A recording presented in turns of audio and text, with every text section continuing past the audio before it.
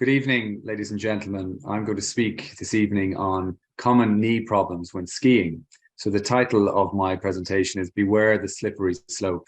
My name is Brian Devitt. I'm Professor of Orthopaedics at Dublin City University and a consultant orthopaedic surgeon at the Sports Surgery Clinic. So this is a common scenario when we're skiing.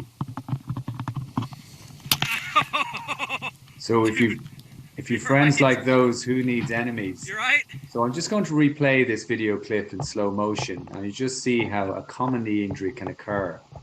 So he's going through a very deep snow, and he has a slip back. And that crack you hear is not the ski coming off, but his ACL rupturing. So unfortunately, knees and skis, ACL injuries, are very common bedfellows. I did one of my fellowships in Vail, Colorado, which is a ski resort, and it's essentially a conveyor belt for knee injuries. And one of the forefathers of ski treatment in terms of knee injuries is this gentleman called Dr. Richard Stedman. And he told me when I was there that if you were to design a device to rupture the ACL, you couldn't get much better than a ski. Now, skiing is good for business in ACL surgery, and that's why they have a big hospital at the foot of the ski hills. And the reason it's good is that skiing has become hugely popular. It used to be just a sport for the wealthy, but now most people have access, at least can go skiing once in their lives, but many people go a couple of times a season. But it's a risky sport. And we look here at some of the statistics of which joints get injured. You see that the upper limb happens in 17% of cases. You get forearm and hand injury in 7% of cases. You can get some neck or back pain, less commonly, but then you get an awful lot of knee injuries, which represents up to 35% of injuries. And these relate to the ski and the devices that the equipment you use for skis.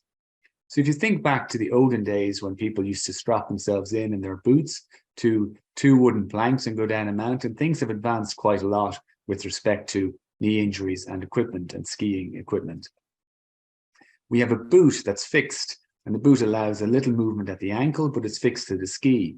And unfortunately, when the ankle is fixed, that all the rotation occurs around the knee, and that's where you get a lot of injuries. The skis themselves have improved, and you look at the binding of the ski, and this allows the boot to come out.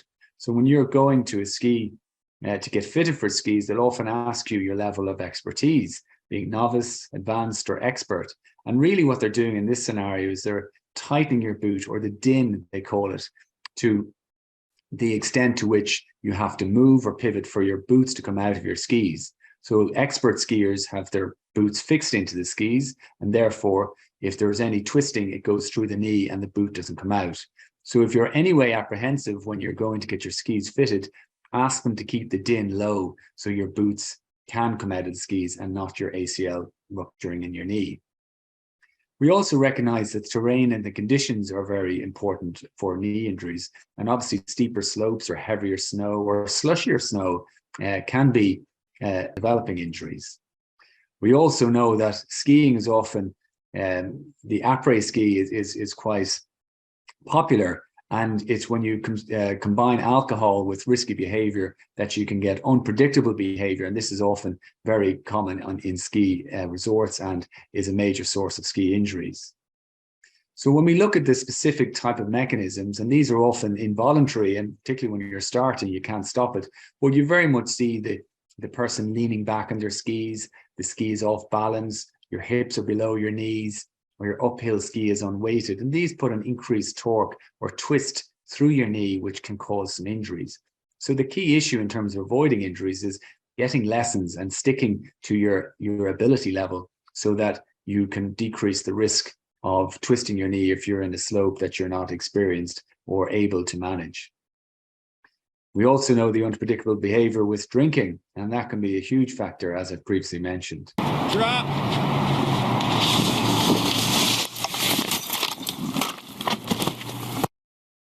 And we also realize there's no legislating for stupidity. So you can't prevent those type of injuries, unfortunately. So when you're on the mountain, what can you do? Well, we use the phrase in medicine, primum non nocere, first do no harm. So be careful. Don't try to hurt yourself. Stay in your lane.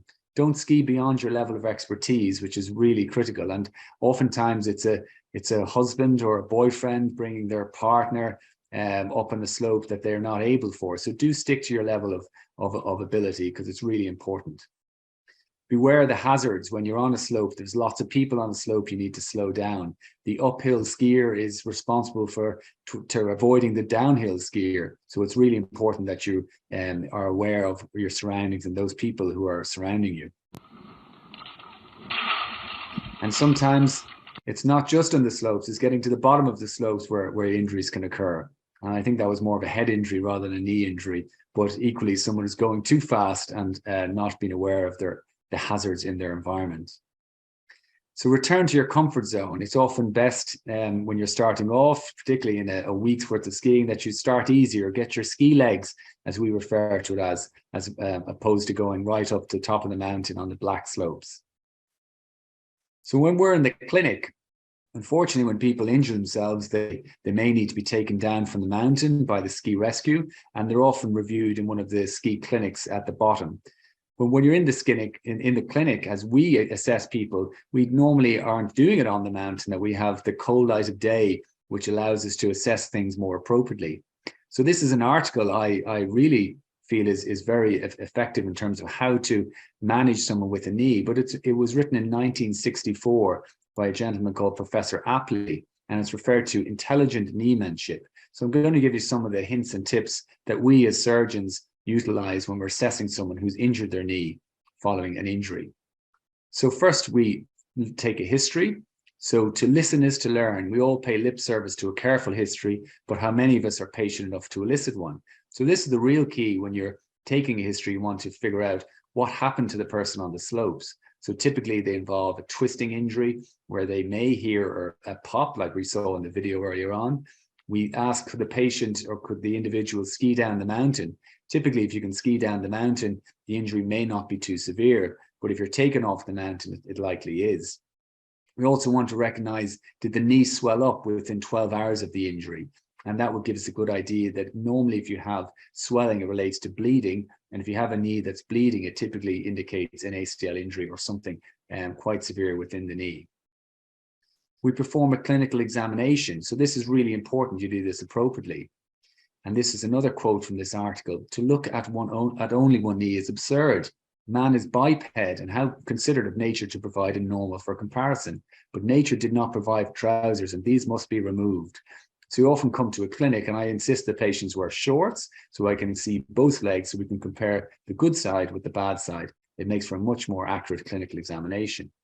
We then have to recognize the surface anatomy around the knee. So we go in a systematic approach to assess the ligaments at the side of the knee and also the ligaments in the middle of the knee through our clinical examination. You can see very clearly, looking at this lady's knee, that she has an injury to the right knee, which is extremely swollen. But if you look more carefully, you'll see that she also had a previous injury to the left knee. But this is typically what you see following a knee injury. You see a big swollen knee, which is difficult to bend and quite stiff. In terms of further investigations, when someone comes to the clinic, we would always get an x-ray, or most times get an x-ray.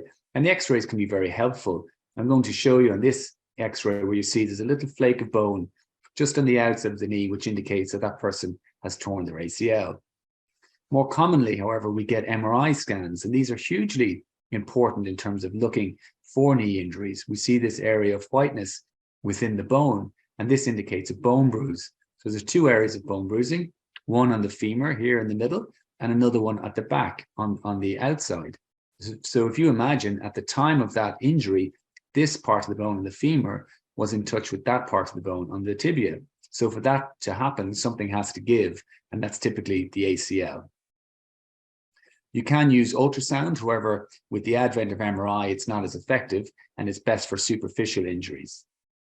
But the most important thing is to get a referral once you suspect having a knee injury, to get a referral to an orthopedic surgeon or a sports medicine physician who can assess your knee and determine whether you require any further treatment, and at least come to a diagnosis, which is very important. So in the cold light of day, that's the time that we should manage these injuries. I've often heard stories of people getting operations the following day following a knee injury and having a knee reconstruction, and it's not really best advisable. I think you're best off returning to your country of origin, having things assessed, and dealing with the injury in the cold light of day with all the information available. So early diagnosis is important, but often delayed treatment is necessary. And the reason we do this is that the knee may not be ready for surgery following an acute injury. And the reason for that is it does become swollen. It's not a good environment to operate on a knee that doesn't move fully. So it's really important we get people's legs moving immediately after the injury to ensure that we can operate on it when it is appropriate. We also look at non-operative versus operative intervention. And I'll give you some case examples later on to define when we would treat something non-operatively versus when we require an operation. And not all knee injuries require operations. That's really important. We try to remove splints as soon as possible to get motion. So the only reason we would leave a splint on is if we're very concerned that a ligament is lax and therefore is going to not heal in the right position. But typically we take the splints that keep the legs straight off so we can get the knee moving as soon as we can. As I said, range of motion is critical. Weight bearing as tolerated is important. So a lot of times people try to offload their knee by not putting the weight through the knee, but weight bearing is very important to load the cartilage, and it allows the cartilage to be nourished, but also improves your range of motion. And where appropriate, and in most cases it is appropriate, we encourage patients to start weight bearing again. So I'm going to go through some common scenarios that I would see in my clinic on a regular basis. And hopefully these will be helpful for you to understand the common knee injuries. So I saw a novice snowboarder. So this is the letter I received. Dear Brian, thank you for seeing Ben, age 14 years, with a snowboarding injury 1 week ago. The mechanism of injury was unclear, so he didn't appreciate what happened. But there was swelling within 12 hours, and he was able to toe touch weight bearing on his toes only. So he's obviously very sore. He couldn't fully extend his knee, so couldn't straighten it out. And he had an X-ray, which was unremarkable, showed a little bit of fluid. An MRI was performed and revealed a small medial condyle fracture. So that's a small fracture to the outside of his knee with the grade 2 MCL, which is the medial ligament or the ligament on the inside of the knee. So he's currently in a brace, and I've advised him to be non-weight bearing. And so the mother will bring on the images. So this is a very common injury. So it's a contact injury while turning. There was no pop. When I took his history, he didn't hear or feel anything pop. He fell to the ground, but he couldn't weight bear, had to be taken off the hill, no immediate swelling, but swelling within 12 hours, which is very common. So when I looked at this young man, I saw his knee was flexed. He had a limp. He had swelling within his knee. He couldn't fully straighten his knee, but he could bend it pretty well. And he had a laxity, or his medial ligament was somewhat loose. But he had a negative Lachman. That's the test we use to assess for an ACL. So that wasn't, I wasn't concerned about that. When we look at his X-ray, you see he's a young man. So these areas are his growth plates, but there was no evidence of any significant injury within his knee on X-ray. We then looked at his MRI, and you can see in the MRI, there's increased signal. So that's increased fluid on the inside of the knee. So this indicates that he had a medial collateral ligament injury. So for this young man, he doesn't require any surgical intervention. We need to get his knee moving, and we need to allow that ligament to heal. And thankfully, he avoided any surgery and was able to return to snowboarding the following season.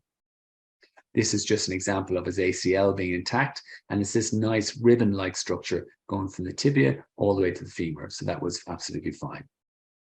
So our second scenario is an experienced skier. So the history of this individual is he had a high-speed fall while turning on a steep slope. He heard a loud pop, just like the guy in the video at the start. He couldn't stand, his knee buckled, and he had to be taken off the mountain with immediate swelling. So on examination, his knee was bent, unable to weight bear, a big effusion, or lots of fluid within his knee, and he had lots of bleeding or bruising on the inside of his knee.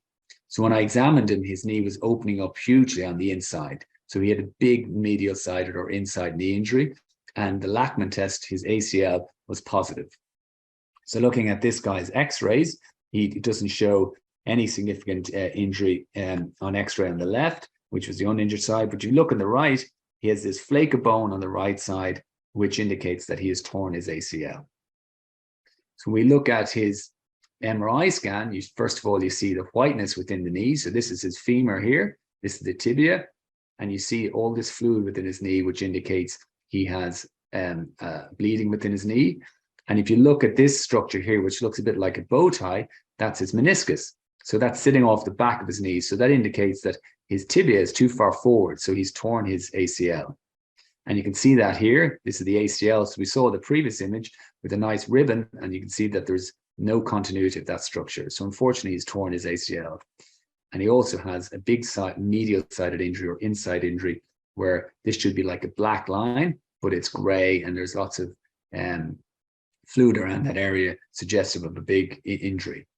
So unfortunately, this gentleman required an ACL reconstruction and medial collateral ligament reconstruction to get him going again. So the final case is a recreational skier.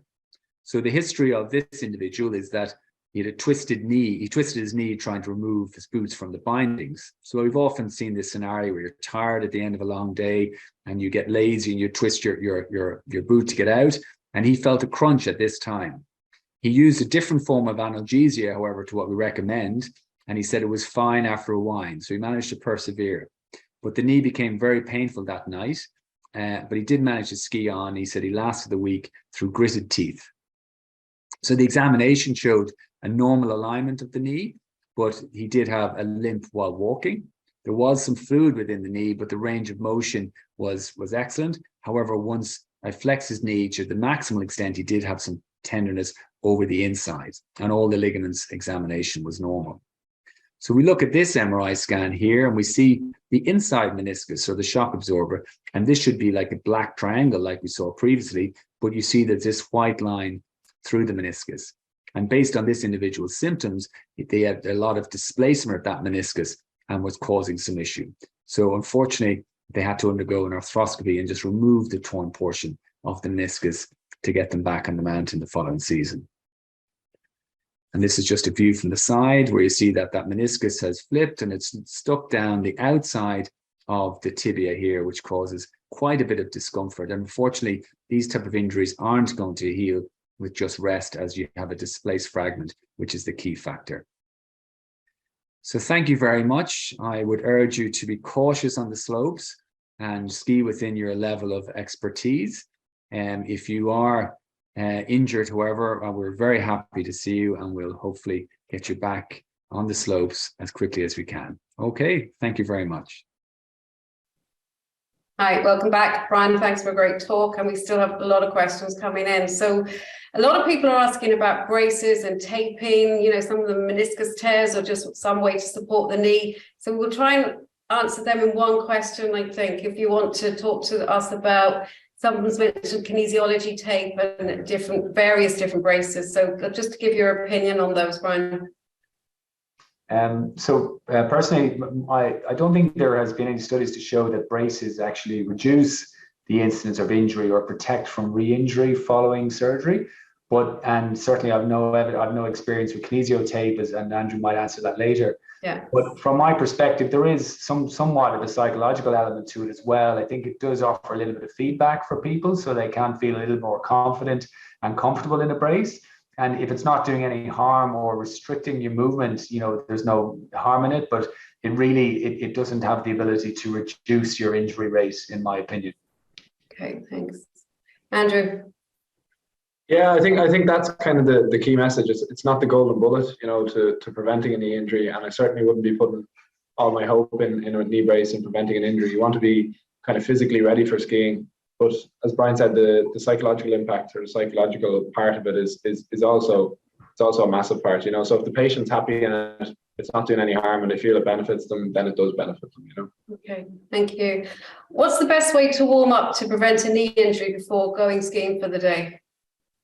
Yeah, so I think there's a couple of things in this. The big one is making sure that we're physically ready for skiing. So, you know, doing something the day before isn't going to get us ready for a ski season. But also the same as going for a run or the same as doing a change of direction field sport. We do some form of warm-up, and getting the muscles warmed up before going skiing is certainly beneficial. Also then starting on, you know, lower slopes and not going 8 o'clock in the morning straight up to a black slope on the first day back is certainly sensible advice. Okay, good. Someone's asked, does age make you more at risk for certain injuries? Yeah, I might take that. I think it does. Yeah, I think if we look at our faces in the mirror as we age, we get gray hairs and wrinkles, and we the same thing happens in our joints, and we get a loss of water content, we get more brittle menisci. So if you are, and we also have wear and tear, which occurs with age, that can be exacerbated by skiing. So particularly those kind of twisting motion, which might seem innocuous, and the one I mentioned is someone taking off their boot. We would typically see that in slightly older people in their 40s, 50s. But then someone who has wear and tear or has arthritis and is skiing, they may find at the end of the day in that crouched posture that they will feel more painful. And that's something just to be considered about. Okay, thank you. Talking as well about the braces and the psychological impact, someone said here, have you any recommendations for addressing psychological barriers upon returning patients to skiing post ACL? Brian, I think that one for you. I think it's I think we recognize that with all injuries and return to sports, there is a phrase we use, kinesiophobia. So it's a fear of movement. And I think that it takes time for that to occur. And normally people have a little bit of post-traumatic stress or anxiety about going back to a sport that they sustained the injury in. So really it's a case of, taking time to get back into it gradually and make a decision if you want to return to it as well. I think being out with an ACL reconstruction can be quite disruptive to one's life. So I think you have to work with your physiotherapist just to make sure that you are physically able. And then normally when you do the testing, one thing we find with testing is that it gives you that biofeedback that makes you more confident. So people feel, oh, I can't do that. But you say, well, you're just as strong on your injured leg as your good leg. And a lot of times that's very helpful in terms of giving people the confidence to get back.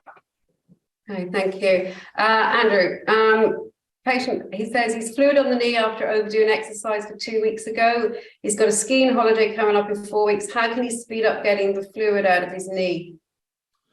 Yeah, so I think certainly using some of the methods that we talked about in the earlier talk that I did on the police method, where we're kind of protecting it, so we're resting from aggravating factors. We're using optimal loading, so our optimal loading would be doing our rehab, doing our quad activation work and doing our gluteal work.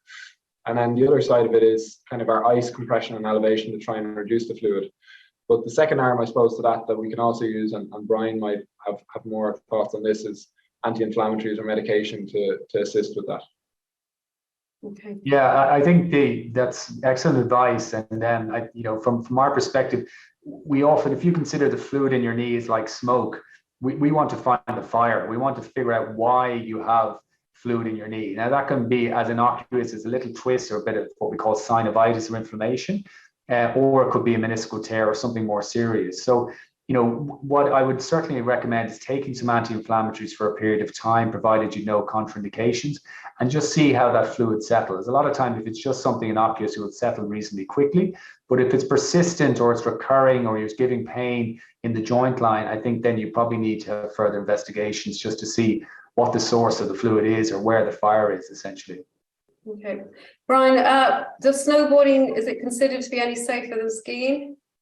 It is for your knees, but maybe not for your shoulders or wrists. So each sport carries with it, type of ski pursuit carries more risk in different joints. And I think aside from having a cold backside on the snowboard all the time, you're more at risk of injuring your wrists or your shoulders because you tend to fall into the slope, whereas skis and your knees are kept together, whereas skis, your knees are apart. So there's more at risk of rotational injuries. Okay, thanks.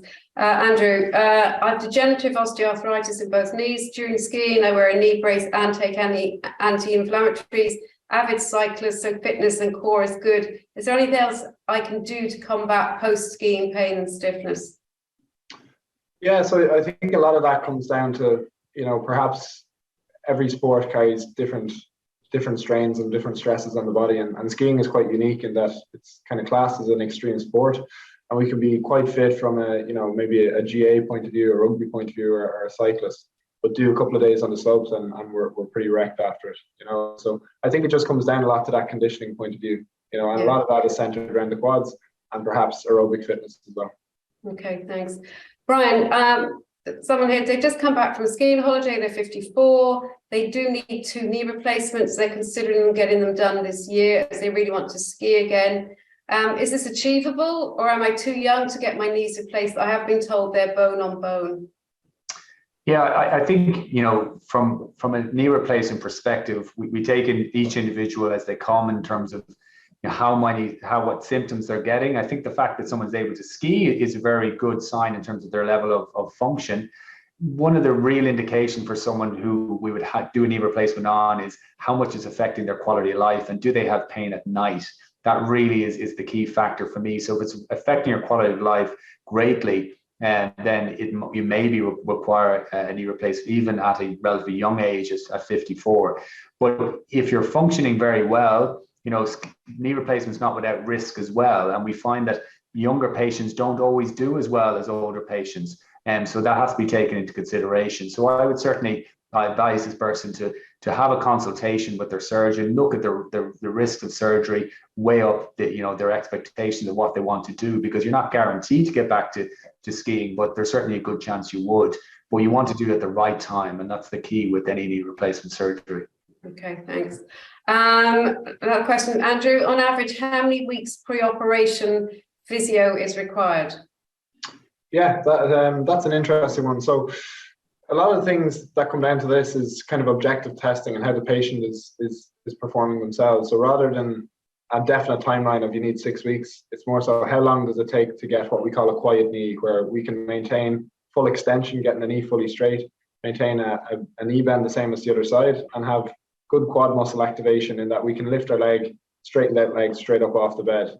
And we can tick all those along with walking normally, that we have no limp. I think that's a suitable time then that we can suggest they can go in for surgery. Okay, thank you. One here. I've had an ACL reconstruction, several cartilage tears from soccer and rugby. During skiing this season, struggling with a lot of swelling, Baker's cyst, painful, age 62. How do I know when it's time to think about knee replacements? Well, I think it's similar to the last question. I think when it affects your quality of life. So it's, yes, you'd expect someone who's skiing that, you know, more loads going through their knee, they may have more swelling, but it's in their day-to-day activities. You know, remember, we only ski at best a couple of weeks a year or more if you're lucky. So it's more in your day-to-day how much it's affecting you, and particularly with night pain, as I mentioned, and you know, and then having an assessment with someone who's going to, you know, do some weight-bearing X-rays to see how bad the arthritis is, and they'll be able to give you advice on that.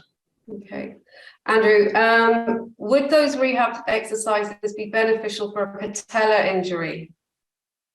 So I suppose we need to be a bit more specific in the injury. So there's a couple of patella-based injuries. It could be a patella fracture, it could be a patella dislocation. I suppose the key to those injuries is their general exercises for, you know, the injuries that we talked about in skiing, which were predominantly ACL, MCL, and meniscal injuries.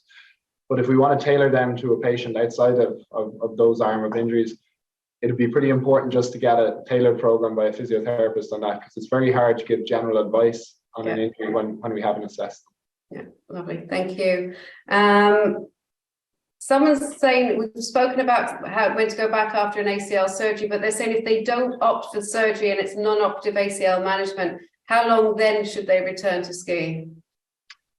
Yeah, again, that's an interesting one again, and it comes back to how is the patient doing themselves. So if a patient was going back to skiing and they were a conservatively managed ACL, which we see a lot of in here, again, I would advise to do the testing so that we have some measures on their quad strength, some measures on their hamstring strength, have a look at their jumping and landing to see are they going to be able to tolerate the forces of skiing. Okay. And if they can tolerate those forces, there would be no problem with skiing. Yeah. Okay. And I'd also add to that, I think it's important that you check the symptoms and whether someone feels unstable. I think that, you know, if you might be fine in a straight line, but then if someone twists, that can cause a sense of instability to the knee. So I think you'd want to be symptom-free from an instability perspective as well. Okay. So there's one here, dislocated knee 18 months ago, since had patella stabilization surgery with 10 months recovery, returned to playing Gaelic football at the start of the season in 2022 without any recurring injuries. What precautions should I take for skiing, i.e. wearing supports, etc.?